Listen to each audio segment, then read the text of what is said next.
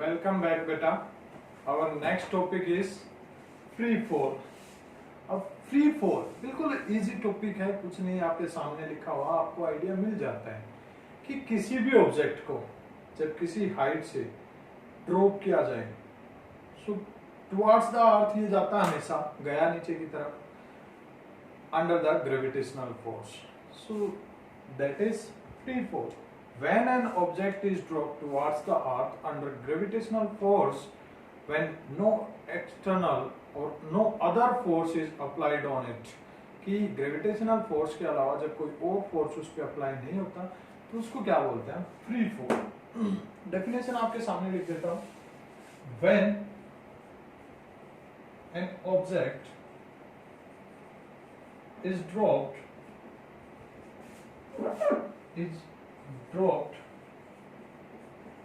from a height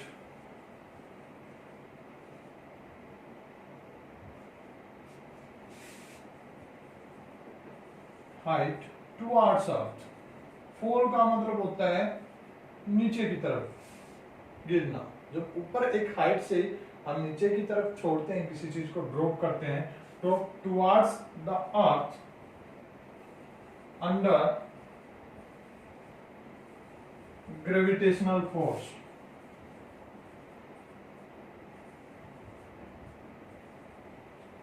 Gravitational force when no other force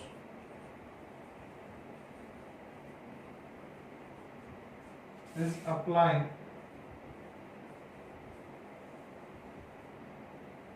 on same object is called free fall. तो क्या बोलेंगे बेटा उसको? Free fall.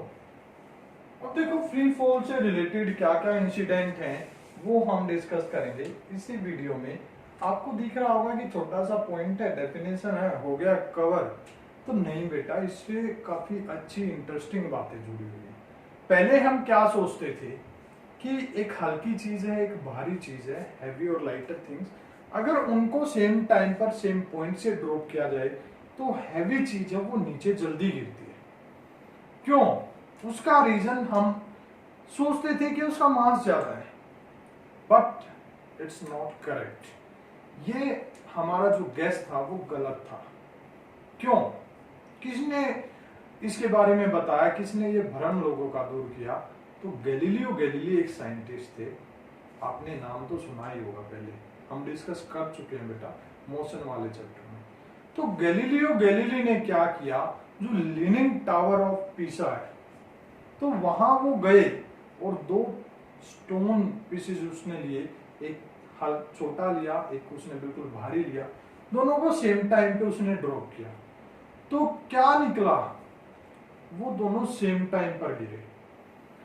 तो उसने तब एक आइडिया दिया, लोगों को बताया कि जो फ्री फॉल है उसमें चीजें अर्थ पर सेम टाइम में गिरती हैं, चाहे वो भारी हो चाहे वो हल्की हो.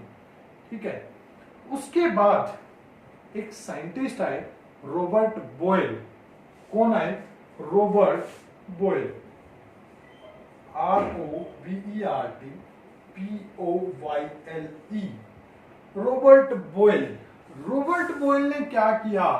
रॉबर्ट बॉयल ने एक पंख लिया, feather and a coin. Coin किसका बना था? आयरन या स्टील का बना था. और फीदर आपको पता होता है, पंख जो पक्षियों के होते हैं वो काफी हल्के होते हैं. कॉइन है वो comparatively to that feather it was heavy. उसने दोनों चीजों को ड्रॉप किया. कॉइन है वो जल्दी नीचे गिर गया, जो पंख है वो बाद में आया. तो वहां पर गैलीलियो है वो थोड़े से गलत प्रूव हुए. किसके सामने? लोगों के सामने.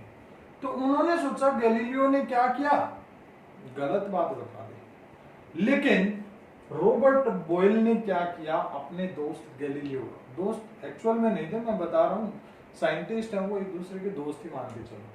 तो एक दूसरे के कंसेप्ट्स को वो करेक्ट करते रहते हैं. ठीक है.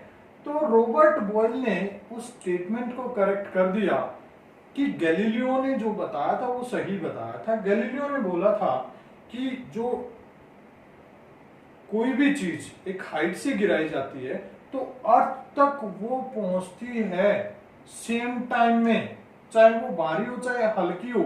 जो ड्रॉप मींस अर्थ तक पहुंचना है उसका, वो उसके मास पर डिपेंड नहीं करता। मींस डायरेक्ट वे में अगर हम बोले, acceleration of that object will not depend on the mass of that object.